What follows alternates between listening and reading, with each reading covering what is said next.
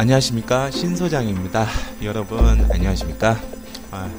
오늘은 두 번째 방송을 남겨보도록 하겠습니다. 자, 급한 방송 그리고 막 가는 방송, 의미 없는 방송은 아니죠. 네. 여러 가지 좀 문제가 있어요. 네. 지금 급한 마음으로 계속 하고 있는데, 제가 휴가입니다. 네. 휴가를 가기 전에, 네. 방송을 남기고, 네. 좀 가려고 합니다. 네. 제가 요번에 좀 이슈에 대해서 개인적인 언급을 한번 해보도록 할게요. 부동산 전문가라는 이야기와 그리고 부동산 사기꾼에 대한 이야기. 최근에 박철상 씨라고 청년 버핏으로 유명했던 분이 400억대 재산가라고 하였지만, 네, 유사자문 업체 대표에게 저격을 당하는, 네, 저격이면, 네, 이분은 400억 재산가가 아니다라는 저격을 당한 사건이 있었습니다. 거기에 대해서 제가 간단하게 한번 말씀을 드려보도록 하고요. 거기에 견주어 봐서 부동산 투자는 전문가는 전문가인가 아닌가에 대해서의 신소장의 생각을 드려보도록 해볼게요. 우선은 박철상 씨와 신준경 씨의 문제였습니다. 신준경 씨는 예전에 이희진 씨를 저격했던 분으로 유명하죠. 네, 박철상 씨는 예전부터 이렇게 조용한 운둔형 고수였다가, 네, 최근에 갖은 기부를 통해서 언론의 스포트라이트를 좀 받기 시작했죠. 청년 버핏, 물론 나이는 좀 있으십니다. 여러 대학이나 유관단체에 기부를 함에 있어서 뉴스에 많이 뜨기 시작했는데요. 근데 지금 현재 같이 준권 투자로 유사 자문업체라고 하면은, 네, 자문도 해주고 그리고 회원을 유치하고 거기에 대해서 고급 정보를 주고 하는 그런 업체의 대표, 그리고 실질적으로, 네, 펀딩을 조성해서 운영도 하시는 것 같아요. 네, 신준경 씨한테 저격을 당한 것 같아요. 네, 그래서 서로 간에 SNS 상에 티격태격이 있었고, 그리고 박철상 씨가 실질적으로는 400억 재산가는 아니다라는, 네, 고백 아닌 고백을 하게 되었습니다. 그래서 지금 현재는 일단락이 되는 그런 수준에 가지고 있고요. 그리고 또 지금 SNS 상에서는 신준경 씨, 즉 저격을 한 사람도 똑같은 증권계에 있다 보니까, 그러면 너도 한번 까봐라, 네, 인증을 해봐라, 계좌를 인증을 해봐라라는, 네, 요구가 들어가고 있고요. 그리고 일반 그런, 예를 들어 보면 신준용, 네, 신준경 씨한테 진실을, 네, 요구합니다. 형식의 일반 네티즌과의 싸움이, 분쟁 아닌 분쟁이 일어난 것 같습니다. 지금 그거에 대해서는 제가 코멘트를 남길 부분은 아닌 것 같아요. 근데 지금 이희진 씨도, 지금 사기죄로, 네, 소송 중으로 알고 있는데요. 이 세 분 자체에서는 제가 볼 때는 부동산 전문가나 컨설턴트, 그리고 증권도 마찬가지죠. 증권의 컨설턴트나 아니면 이런 업체에 계신 분들, 그리고 실질적으로 사모 펀딩으로 자금 운용을 하시는 분들을 살펴보면 눈에 보여지는 게 좋아야겠구나라는 게 보여집니다. 예전에 이희진 씨와 비슷한 수익 모델을 했던, 네, 한 사람이라고 해야 되나요? 사람이라고는 할 수 없죠. 네, 영화가 있었습니다. 네, 레오나르도 디카프리오의 주연인 더 울프 오브 월스트리트인데요. 네, 이거 같은 경우에서는 일반적으로 비상장 주식을 그 업체와 좀 짜고, 그리고 그것을 증권을 아주 비싸게, 네, 일반 투자자들한테 팔았습니다. 그리고 그것을 유인을 시키기 위해서 화려한 저택과 그리고 좋은 차, 그리고 성공의 표본을 하기 위해서 여러 가지 그 이미징을 하는 게 영화에 나오는데요. 그것과 어떻게 보면 제가 이희진 씨가 사기꾼이라는 얘기는 안 합니다. 지금 쟁송 중이고요. 그리고 그거에 대해서의 사실관계를 정확하게는 모르기 때문에 뭐라고는 언급할 수는 없는데, 그 광고 홍보에 대해서의 마케팅은 이 영화와 이희진 씨와 조금은 닮았다고 볼 수 있겠습니다. 예를 들어 보면 일반 매체에 많이 나오고, 그리고 성공한 청년 사업가의 모습으로 나오기도 했죠. 자, 제가 이런 얘기를 드려보고 싶어요. 부동산 투자를 유치를 한다는 사람들, 그리고 전문가라고 하는 사람들, 그 사람들 살펴보면 좀 슬픈 이력들을 많이 가지고 있죠. 그리고 항상 언젠가는 끝이 나는, 이른바 분화방이 불을 향해서 쫓아가는 그런 느낌을 지울 수가 없어요. 자, 제가 말하는 거는 특정인이나 특정 전문가를 얘기하는 게 아니라 통상적인 부동산 전문가라고 칭하던 사람들, 그거에 대해서의 제가 기승전결을 몇 번 보고 난 후에 말씀을 드리는 겁니다. 오히려 저 같은 공인중개사, 중개업자가 특정적인 중개라는 피가 있기 때문에, 즉 거기에 대해서의 수익 모델이 있기 때문에 더 진실되게 말할 수 있지 않나, 그다음에 부동산에 대해서도 직접적으로 말할 수 있지 않나 라는 생각을 한번 해봅니다. 솔직히 저 같은 경우에서도 지금 현재 물론 어느 방송에 제가 어디에서 일하는지 밝혀졌고, 제가 어떤 일을 하는지에 대해서는 제가 방송에서 몇 번 언급을 한 적은 있지만, 제가 이 물건이 좋다 혹은 이런 게 좋다라고 제가 대놓고 말씀드린 점은 별로 없었던 것 같아요. 왜 그러냐면 저는 이 방송을 특정 수익 모델이나 혹은 일반적인 로열티 제고로 인한 나중에 투자자 모집에 활용하지 않기 때문에 그렇습니다. 그리고 저는 개인적인 수익 모델이 있고요. PD님도, 김 PD님도 수익 모델이 당연히 있기 때문에 이 방송에서 자체에서의 수익 모델은 우리가 1년 동안 구가하지 않았죠. 그렇기 때문에 더 자유롭게, 그리고 좀 더 진실된 이야기를 제가 말씀을 드릴 수가 있었습니다.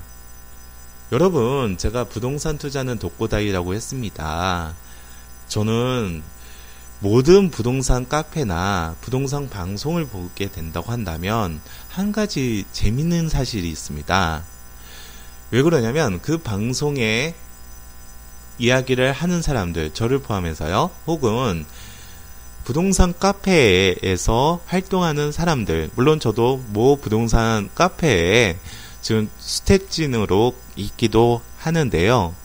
부동산 투자자이면서 사람을 믿고 사람에 대해서의 신뢰를 더 중요시 생각하는 게 문제입니다. 왜 그러냐면 부동산 자체에 대해서의 자기의 신념이나 물건에 대해서의 자기의 척도가 없기 때문에 사람을 믿고 투자를 할 수밖에 없는 거죠.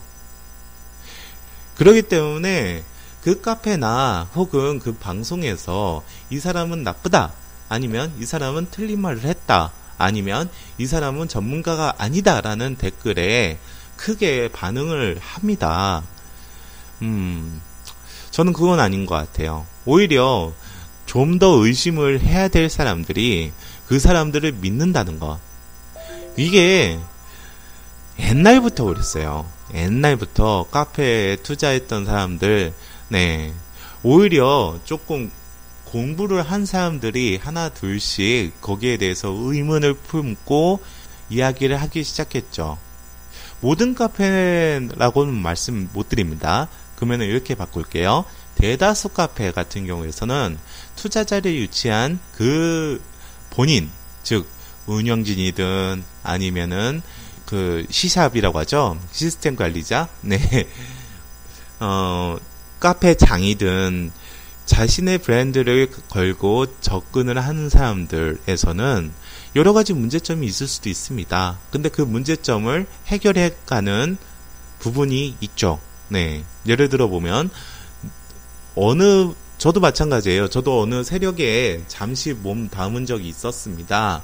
2008년도 이후에, 2010년도 이후에 거기에 대해서 상당히 회의감을 느꼈기 때문에 제가 빠져나왔는데요. 근데 그 세력에 있을 때도 거기도 카페를 통해서 접근을 하는 부분이었는데 그 환매권을 많이 행사를 했습니다. 회원들이요. 그러면은 안 하면 난리가 났기 때문에 카페에서 클레임이 어마어마하게 했기 때문에 그럼 그 카페 그 장이자 그리고 그 세력이었던 분들은 자신이 팔았던 물건을 되사는 그런 경우가 있었습니다.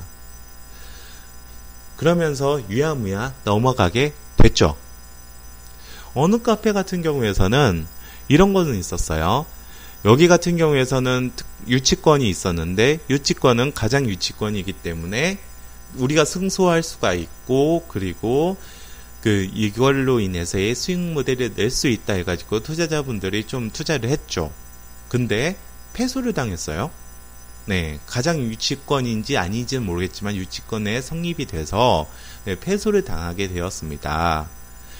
그때 그 투자자들이 연대를 해가지고 그분한테 압박을 줬죠. 투자 손실 비용을 나도 인정을 할 테니 그 손실 부분의 일부를 해라. 네, 복구를 해달라.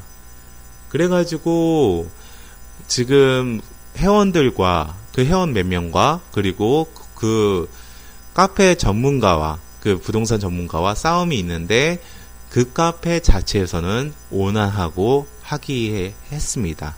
그런 것도 있어요.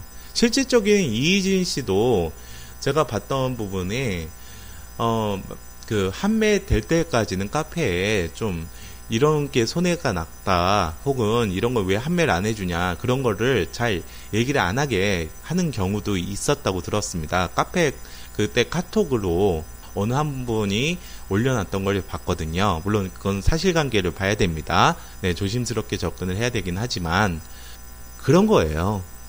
카페 같은 경우나 아니면은 부동산 컨설턴트 같은 경우에서는 수익 모델을 여러분에게 찾을 수밖에 없습니다. 그게 명확한 팩트죠. 여러분에게 돈을 벌어준다고요? 네, 벌어주겠죠.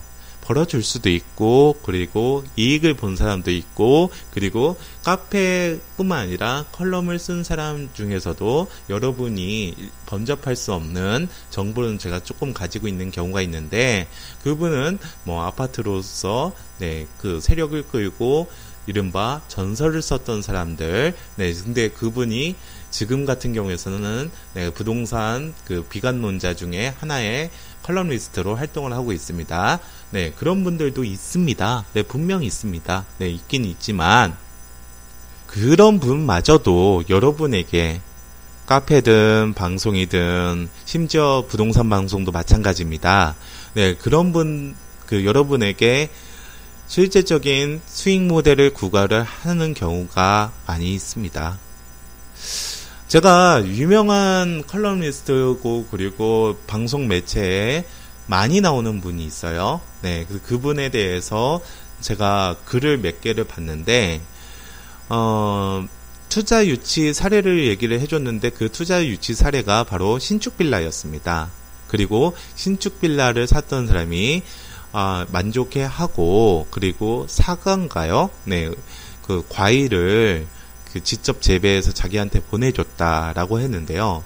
이런 훈훈한 투자에 대해서의 사례가 그 신축 빌라를 매도를 함에 있어서 수분양을 시켜줌으로써 받는 소위 말하는 MGM이라는 수수료가 얼마인지는 절대 나오진 않겠죠.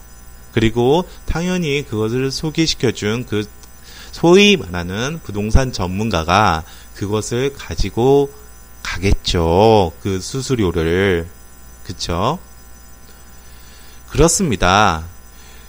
부동산 투자자나 그리고 부동산 투자를 하시는 분들은 이런 부동산에 대해서의 척도 그리고 신념이 없으면 사람을 믿고 투자를 할 수밖에 없고요. 그 사람이라는 것은 천사가 아니기 때문에 자신의 수익 모델을 강구할 수밖에 없고 그 수익 모델이 담긴 이른바 가공된 부동산을 가져갈 수밖에 없습니다.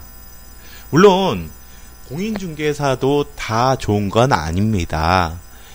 공인중개사들도 저도 공인중개사를 십수년 하고 있는데 일반적으로 분양권 시장에서도 가장 시장 저해자 중에 한 세력이 바로 중개업자들은 많거든요.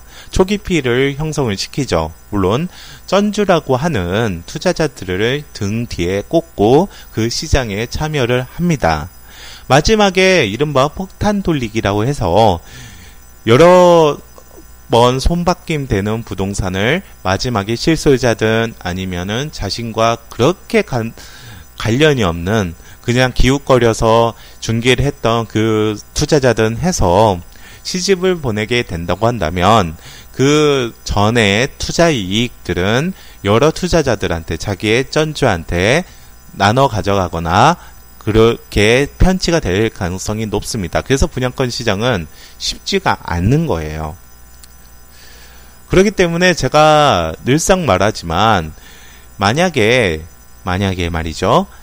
부동산 중개업자를 통해서 돈을 벌 수 있는 그런 부분을 접근한다면 그런 초기 시장에 쩐을 대주는 즉 소위 말해서 투자자 쩐주가 되기 이전에는 제가 늘상 말씀드리는 물건에 대한 신념 그리고 물건에 대한 척도를 가지고 있고 거기에 대해서 접근을 해야 된다라는 게 저의 지론입니다. 부동산 투자는 쉬운 게 아닙니다. 그리고 워렌 버핏이 말한 것처럼 부동산 투자는요 노동직약적 투자입니다. 어느 기자가 버핏한테 물어봤다고 했죠. 부동산 투자 안 한 이유가 바로 노동직약적 투자이기 때문에 안 한다고 했습니다. 네, 그래서 거기에 대해서 저는 크게 공감을 가는데요. 그 노동직약적인 것을 피하기 위해서 사람을 믿고 투자를 하는 겁니다. 그러기 때문에는 그 사람이라는 것 자체가 우리가 늘상 말씀드리지만 부동산 컨설팅 시장이 전혀 없는 전무한 대한민국 같은 나라에서는 여러분에게 좋은 물건이나 아니면은 좋은 컨설팅을 가기에는 힘들겠고요. 부동산 팟캐스트 방송도 마찬가지입니다. 자신이 관여하고 그리고 자신이 투자를 하고 있고 그리고 자신이 이른바 가지고 있는 물건을 홍보를 하거나 아니면 그 물건에 대해서 좋다고 얘기를 해야 되기 때문에 실질적인 부동산 시장, 다른 부동산 시장, 예를 들면 다세대 빌라나 아니면은 자기가 관여하지 않는 다른 분야에 대해서는 모두 까기에 바쁘죠. 그리고 무조건 나쁘다고 말하기 바쁩니다. 그런 거는 진실이라고 볼 수가 없습니다. 그리고 지금 팟캐스트 방송 들어보면 누가 나쁘네, 부동산 전문가가 무엇이네, 이 사람들은 전문가가 아니네, 그런 방송들도 상당히 많아요. 언제까지 그런 방송만 하게 놔두겠습니까? 그리고 서로 비방정도 상당히 많고요. 그렇기 때문에 여러분께서는 부동산에 대한 정보를 얻기 위해서 팟캐스트를 듣고 그리고 공부를 하시지 않습니까? 제가 이 방송은 제가 여태까지 한 방송 중에서 가장 부동산 엑스파일에 합당한 방송이기도 하는데요. 그렇기 때문에 여러분의 신념, 그 부동산에 대한 척도를 가지고 있어야 된다라는 게 저의 그 주장이고요.